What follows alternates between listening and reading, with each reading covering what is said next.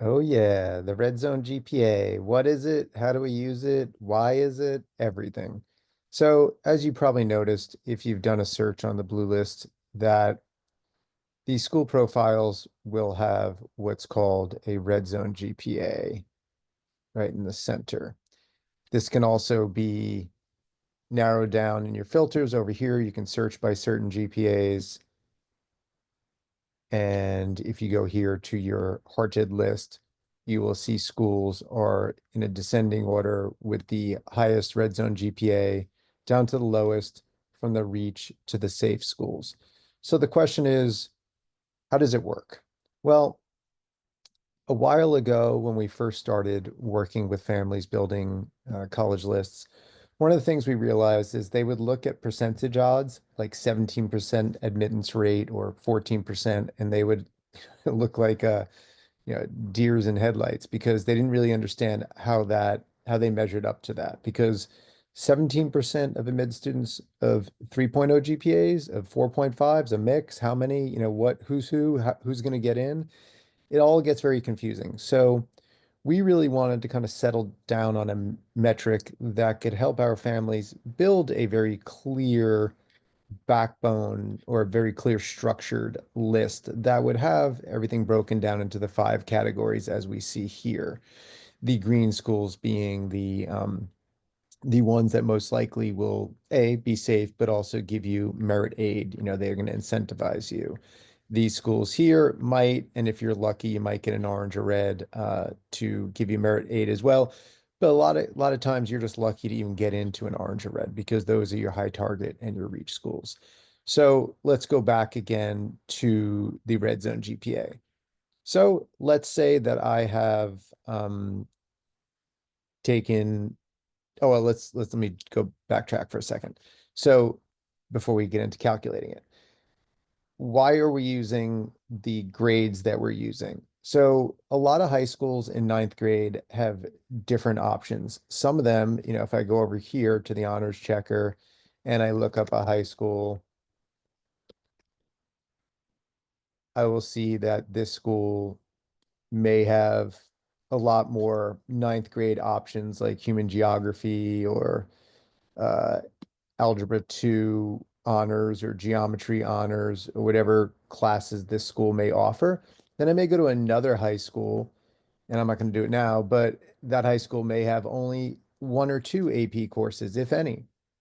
So ninth grade tends to be far away in distance from when you're actually applying, the furthest away. It's the least comparable from school to school to look at. And also a lot of students aren't fully mature at that point, and they will kind of get stronger in 10th and 11th grade or go downhill in 10th and 11th grade, depending on who the student is. Colleges want to see who you are more recently. So the 10th and 11th grade with all the options for levels of rigor and your performance, did you overload yourself? Did your grades go down first semester junior year because you took A Push, AP Calc BC, and AP Lang and AP Physics? That's a lot. Um, and colleges are looking to see how you kind of balanced your load, how rigorous, how much you challenge yourself, and did you meet that challenge? So 10th, 11th grade capture all that. So let's pretend I just did 5 periods, 10th grade, 5 periods, 11th grade, I got, you know, 17 A's. I did very well. And I got 3 B's, those are semesters. And then for honors, I I'm just gonna say I took 4 APs and one honors. So that is 4 APs and one honors.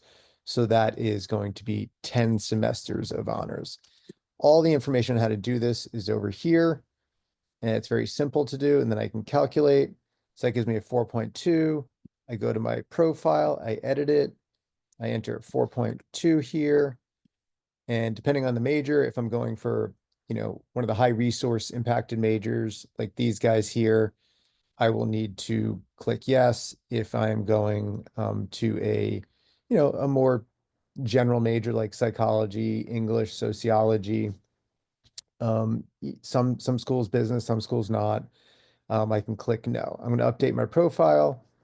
Now, if I go to my search, when I let's just look for some schools. We'll go to the Northwest and Southwest. Add some schools here. I can sort by my red zone GPA if I want to see the most competitive down to the safer schools for me. I can open one up on the side. I'm going to see very subtly this school has green. That means this school is a safe for me. I will go to a more competitive school and I will see it is red on the sides.